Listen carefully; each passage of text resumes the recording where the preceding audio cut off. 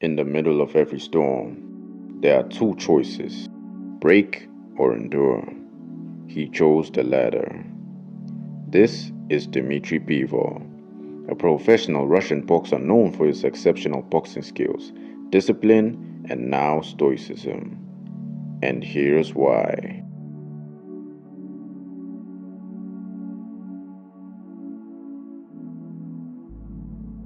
While training for the biggest war of his life against knockout artist Artur Beterbiev, who had 20 fights and 20 KOs at the time, Dmitry Bivol was quietly facing another battle: a painful, messy, private divorce, heartbreak, silence, a torn family.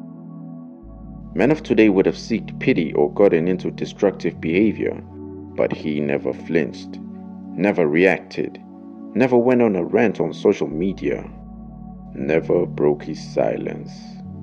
He lived the ancient code of the Stoics in modern warfare. Marcus Aurelius once said, "You have power over your mind, not outside events. Realize this and you will find strength." Now, Bivol didn't control the breakdown of his marriage, but he did control his response. And sometimes, the best response is no response at all. Bivol kept training, kept showing up, kept silence. He rebelled against weakness and he rebelled against letting his own emotions take control. To the outside world, he looked calm, emotionless even. But Stoicism doesn't mean you feel nothing. It just means you don't let your emotions rule you. While others would have let anger leak into their interviews, Bivol said little. While others would have let inner turmoil give them an excuse to skip training, Bivol stayed disciplined. While the boxing world posted cryptic stories, Bivol just showed up to fight. Stoicism isn't about being perfect, it's about discipline. It's about holding the line when everything's collapsing behind you. It's about not turning pain into excuses. It's about turning it into power. It's about being a man. Artur Beterbiev. 20 wins, 20 knockouts. The definition of chaos. The definition of a monster in the ring. But Bivol didn't enter the ring with fear. He entered with control. He entered with self-belief, and he entered with a mission. As Seneca said, we suffer more often in imagination than in reality. Bivol had already lived through a storm greater than any punch. His mind was calm, his emotions tempered, his pain redirected, his will unwavering.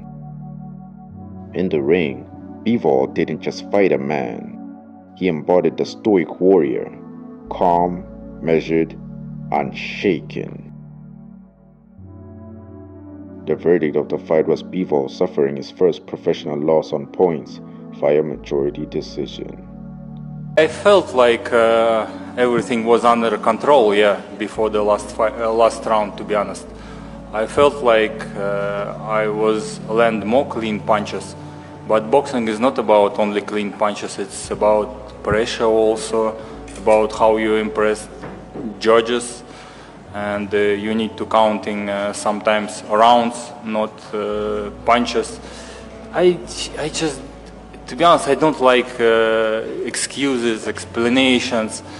My philosophy is to be perfect, to not answer on questions why you did this, why you did that, and have some excuses. I feel shame if I trying to explain you why why I didn't win this fight. Just I didn't win, and that's it. Bivol is the only man his opponent Artur Beterbiev failed to knock out, which shows how tough and durable he is. In pre-fight interviews, Bivol shared how much this fight meant to him. How ever since he first laced up the gloves, it was his dream to be crowned the undisputed light heavyweight champion of the world. This was a heavy blow for him, but even in defeat, he made no excuses, accepted responsibility for the loss, showed respect to his opponents, and promised to come back even stronger.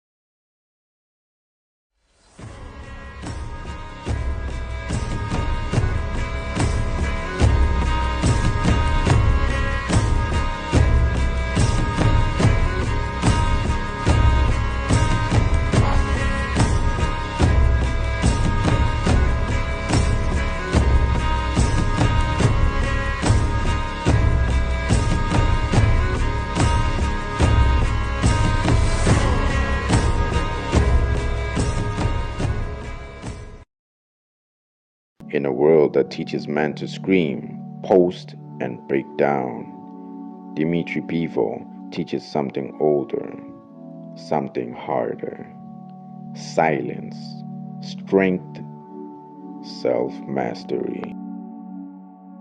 Not every fighter is a stoic, but every stoic is a fighter. If you believe masculinity is about strength of mind as much as strength of body, and that the ancient wisdom still applies in the modern ring, subscribe to MadTesto and rebel against the norm.